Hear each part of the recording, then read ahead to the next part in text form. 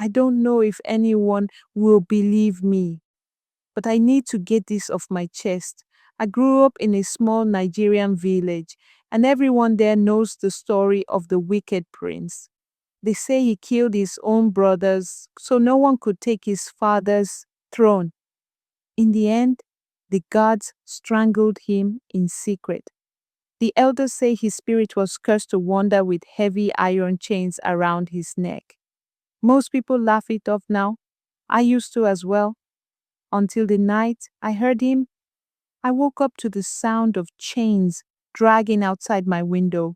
Slow, scraping, heavy.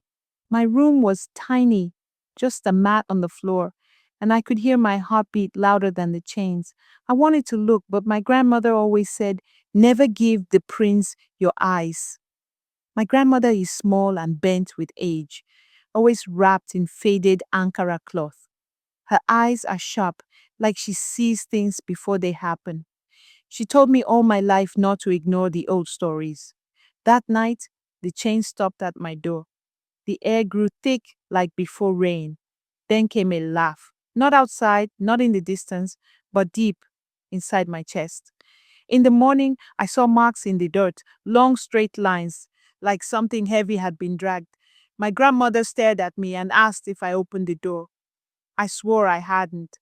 She just shook her head and told me not to sleep alone anymore. But it didn't stop. Some nights the chains came closer. Sometimes I felt someone sit at the edge of my mat. I told my uncle once. He's tall and lean, with hands rough from the farm. His jaw is always tight, like he carries things he won't say. When I told him about the chains, he didn't laugh. He just muttered, "Once he chooses you, he won't stop." Last week, I walked to the chains inside my room. Not at the door, inside. The weight pressed on my chest. The laugh filled my ears. And I saw him, the prince.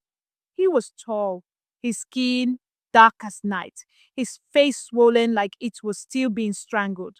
His eyes were wet and glassy, never blinking. Thick chains wrapped his neck and dragged across my mat.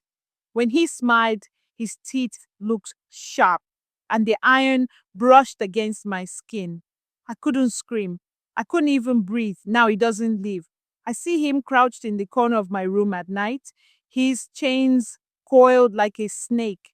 Sometimes, when nobody else is looking, he smiles at me, and I know he's waiting for the night I finally close my eyes too long.